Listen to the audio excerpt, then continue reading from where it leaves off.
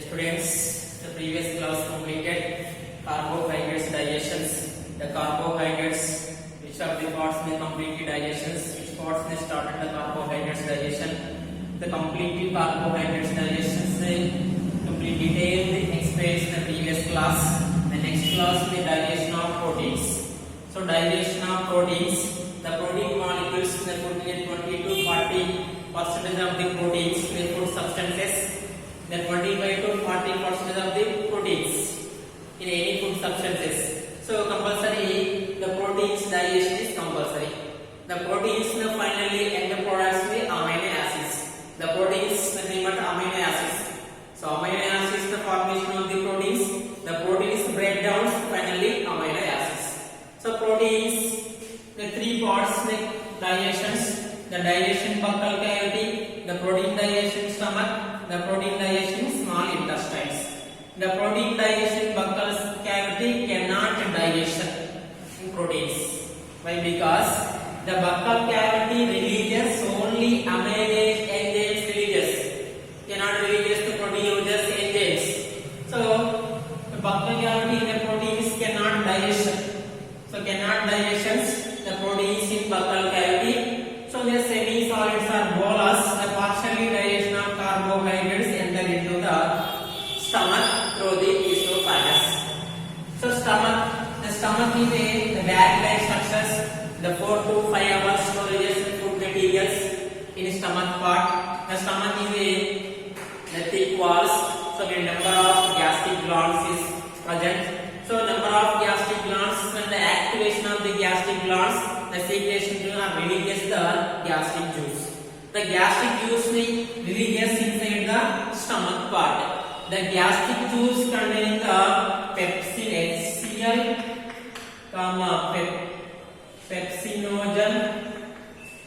pepsinogen, prorenin. So pepsinogen, prorenin. So pepsinogen is a proteolytic enzymes or autocatalysis. The prorenin is a hydrolytic enzymes, HCl hydrochloric acid. So more quantity of releases the hydrochloric acid. The first of all hydrochloric acid releases from gastric glands. So hydrochloric acid releases inside the stomach. So this is also the 1.5 to 1.8 pH, the completely acidic nature. In stomach they always acidic natures because HCl always releases inside the stomach. The food materials is present or absent the complete releases in HCl and hydrochloric acid. So 1.5 to 1.8 pH the completely acidic natures inside the stomach. So sometimes the burnings inside the stomach because empty stomachs also releases the HCl, the burning inside the stomachs. So they 1.5 to 1.8 pH HCl. So HCl they kill the bacteria through the food materials along with the food. HCl kill the bacteria. They kill the microbial organisms along with food materials. When the food materials mixed with microbial organisms like the bacteria, the fungus, other food materials, so cannot know the microbial organisms enter into the stomach part. So immediately kill the bacteria with the help of the HCl along with the food materials with the help of the HCl. And the pepsinogen and prorenins converts or turns into the pepsin and renins. The next second one is the pepsinogen. So pepsinogen is the proteolytic enzyme. Proteolytic enzyme. So proteolytic enzyme, pepsinogen is the inactive enzymes. Inactive enzymes cannot digest the food materials. So inactive enzymes forms into the active enzymes. So inactive enzymes pepsinogen they react with HCl, convert into the pepsin. Pepsin is the active. So the pepsinogen, is a autocatalysis. So autocatalysis means some portion of pepsinogen, some portion of pepsinogen convert into pepsin, react with HCl. Remaining some portion of pepsinogen. Remaining some portion of pepsinogen. So pepsinogen convert into pepsins, react with pepsin. This is called autocatalysis. Some portion of pepsinogen convert into pepsins, react with HCl. Remaining some portion of pepsinogen, so react with pepsin, convert into pepsin. So this is called autocatalysis. So the pepsinogen finally converted forms into pepsin. This is the active enzymes. The next second one, prorenin. Prorenin. So prorenin is the inactive enzymes. Inactive enzymes react with HCl. Renin. Renin is a active enzymes. Renin is a active enzymes. So prorenin inactive enzymes, they react with HCl, convert into the renin enzymes. So renin enzymes, casein protein. Casein proteins, the milk protein. Casein proteins additions the calcium ions react with renin, calcium paracasein. Calcium paracasein.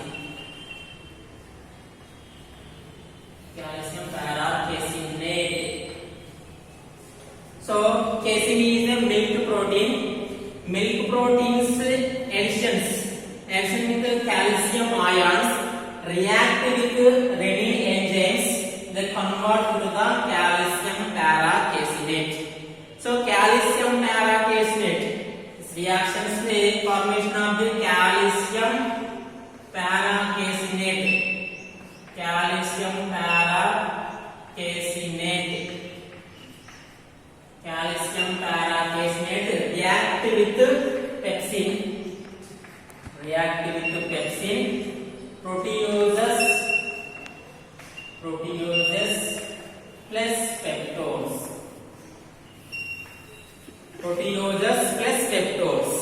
So calcium paracaseinate react with pepsin enzymes. They convert into the proteoses plus peptones. Proteoses plus peptones, the partially dilation. The partially dilation in stomach part. Proteins in the partially dilation stomach part. This is the partially dilation of food materials. Next nature is called chyme. Chyme is formations name chyme. Chyme is the partially dilation of acidic food materials is called chyme. The formation inside the stomach. So partially dilation of proteins, the proteoses plus peptones. So it's enter into the small intestines. Next part, enter into the small intestines, come across. So will releases the bile juice and pancreatic juice will releases inside the duodenal part through the common bile duct. So common bile duct the releases inside the duodenal part. The completely food materials the digestion inside the duodenal part. So the small intestine releases the proteoses enzymes. So trypsinogen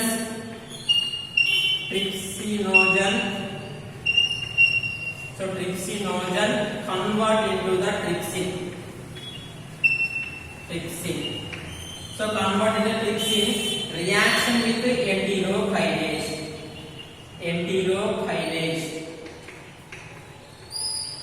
So enterokinase is a intestinal enzyme.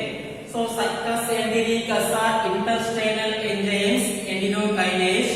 Trypsinogen convert into the trypsin, react with enterokinase. The next second one enzymes, chymotrypsinogen.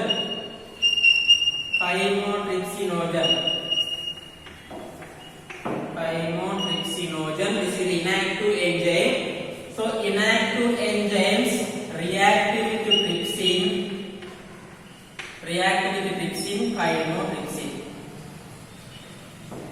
chymotrypsin. So chymotrypsin. Trypsinogen is the inactive enzymes converted the active trypsin react with enterokinase. The next chymotrypsinogens inactive enzyme.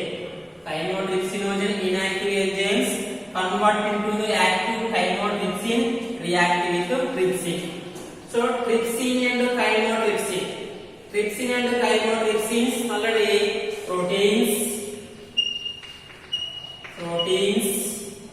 from proteases plus peptones react with trypsin or chymotrypsin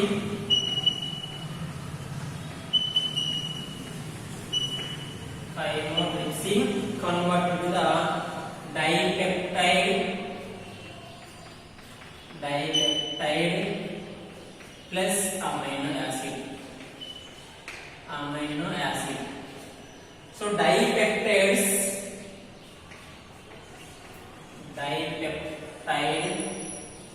converted amino acids.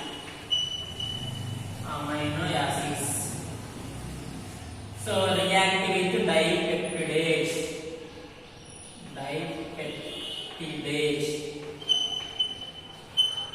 So the finally amino acids formations and completely digestion of proteins. The partially digestion of proteins in stomach. The partially digestion of food materials acidic nature is called chyme formations in the stomach part. The next process slowly passes into the small intestine. The small intestinal enzymes are pancreatic juice. So next bile juice or intestinal juice containing the enzymes. So enterokinase and trypsinogen and chymotrypsinogen. Trypsinogens inactive enzymes convert the trypsins react with enterokinase. Chymotrypsinogens convert into the chymotrypsins react with trypsin. The trypsin and chymotrypsin active enzymes, the proteins, the peptoses and the proteins. Peptoses and proteins they stomach the partially digestion and the remaining protein parts react with the trypsin, chymotrypsin, carboxypeptidase. The carboxypeptidase or aminopeptidase react with finally dipeptide amino acids. The dipeptides react with dipeptidase finally amino acids. Dipeptide convert into the amino acids. So amino acids formations completely digestion proteins, the small intestines. Completely digestion of proteins in small intestines. The protein యొక్క జీర్ణక్రియ. ప్రోటీన్ల జీర్ణక్రియ అనేది first ఆశయ కోరంలో ప్రోటీన్ల జీర్ణక్రియ చేసినట్లయితే ఆశయ కోరంలో ప్రోటీన్ల యొక్క జీర్ణక్రియ జరగదు. ఎందుకంటే ప్రోటీన్ల జీర్ణం చేసేటువంటి ఎంజైమ్స్ ఆశయ కోరంలో విడుదల కావు కాబట్టి ప్రోటీన్ల యొక్క జీర్ణక్రియ జరగదు. నెక్స్ట్ ప్రోటీన్ల యొక్క జీర్ణక్రియ జీర్ణాశయంలో ప్రోటీన్ల జీర్ణక్రియ తీసుకున్నట్లయితే ప్రోటీన్ల యొక్క జీర్ణక్రియ ఎక్కడ ప్రారంభమవుతుందంటే జీర్ణాశయంలో ప్రారంభమవుతుంది. ఎందుకంటే జీర్ణాశయంలో ఏం విడుదలవుతాయి అంటే HCl విడుదలవుతుంది, పెప్సినోజన్ మరియు క్లోరిన్. ఈ HCl ఏం చేస్తుంది ఇక్కడ మొత్తం కూడా ఆహారంతో పాటు వచ్చినటువంటి ఇక్కడ ఏవైతే సూక్ష్మ జీవులు బ్యాక్టీరియాలు ఉంటాయో వాటిని చంపి వేస్తుంది. కాబట్టి ఇక్కడ ఆమ్లం కాబట్టి 1.5 నుంచి 1.8 pH ఉంటుంది కాబట్టి ఆమ్ల స్వభావాన్ని కలిగి ఉంటుంది. మనకి జీర్ణాశయంలో బర్నింగ్ అంటే ఇక్కడ కొన్ని సందర్భంలో జీర్ణాశయంలో మంట ఏర్పడి కడుపులో మంట అనేది వస్తుంది.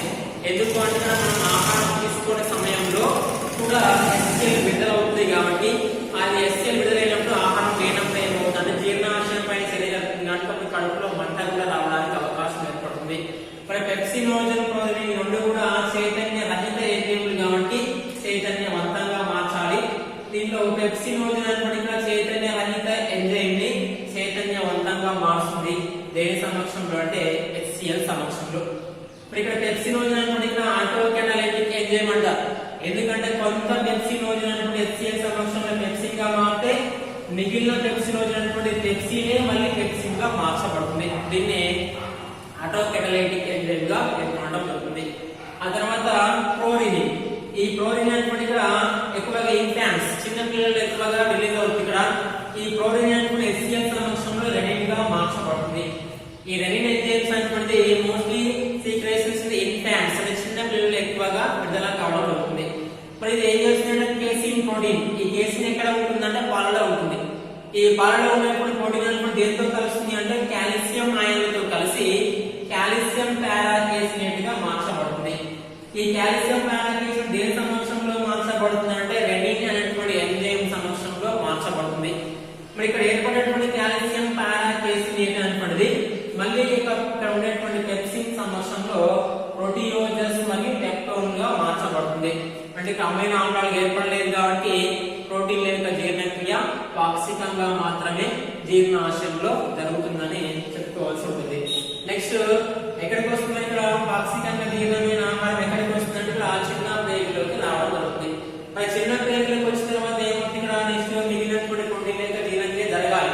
కాబట్టి ఈ యొక్క చిన్న ప్రేగులోకి వచ్చిన తర్వాత ఆంత్రరసం గాని క్లోమరసం గాని వచ్చేసి ఉన్నట్లయితే ఈ ఆంత్రరసంలో గాని క్లోమరసంలో గాని పైత్యరసంలో గాని ఉండేటువంటి ఎంజైమ్స్ అన్ని కూడా ఏం చేస్తాయంటే చిన్న ప్రేగులోకి వచ్చిన తర్వాత ప్రోటీన్ అని పూర్తిగా జీర్ణం చేయడం జరుగుతుంది.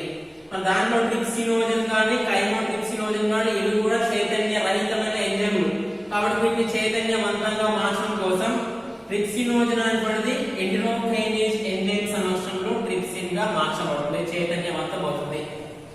అదే మాదిరిగా కైమోట్రిప్సినోజన్ కూడా చైతన్య రహితమైనటువంటిది కాబట్టి ఇది ట్రిప్సిన్ ఎంజైమ్ సమక్షంలో కైమోట్రిప్సిన్ గా మార్చబడుతుంది. ఇప్పుడు ఇవి చైతన్యవంతంగా మార్చబడినాయి ట్రిప్సిన్ మరియు కైమోట్రిప్సిన్. ఈ ట్రిప్సిన్ కైమోట్రిప్సిన్ చైతన్యవంతంగా మార్చబడ్డాయి కాబట్టి అక్కడ టాక్సికంగా ఎక్కడ జీర్ణాశయంలో టాక్సికంగా జీర్ణమైనటువంటి ప్రోటీన్స్ అనేటువంటివి దాంతో పాటు ఇంకా రిమైనింగ్ ఏమైనా ప్రోటీన్ పదార్థాలు దాంట్లో ఉన్నట్లయితే ట్రిప్సిన్ గాని కైమోట్రిప్సిన్ గాని కార్బాక్సిల్ పెప్టిడేస్ గాని అమైనో పెప్టిడేస్ సమక్షంలో డైపెప్టైడ్ గా లేదా అమైనో యాసిడ్స్ గా మార్చబడితే ఈ డైపెప్టైడ్స్ అనేటువంటివి డైపెప్టిడేస్ ఎంజైమ్ సమక్షంలో అమైనో ఆమ్లాలుగా మార్చబడ్డాయి. సో ఇక్కడ అంటే అమైనో ఆమ్లాలుగా మార్చబడ్డాయి అంటే అప్పుడు ప్రోటీన్ల యొక్క జీర్ణక్రియ పూర్తి అయినట్లుగా మనం పరిశీలించవలసి ఉంటుంది. ఎక్కడ పూర్తి అయింది ప్రోటీన్ల యొక్క జీర్ణక్రియ అంటే చిన్న ప్రేగులో ప్రోటీన్ల యొక్క జీర్ణక్రియ పూర్తిగా జరిగినట్లుగా మనం భావించడం జరుగుతుంది. ఇది ప్రోటీన్ల యొక్క జీర్ణక్రియ. So next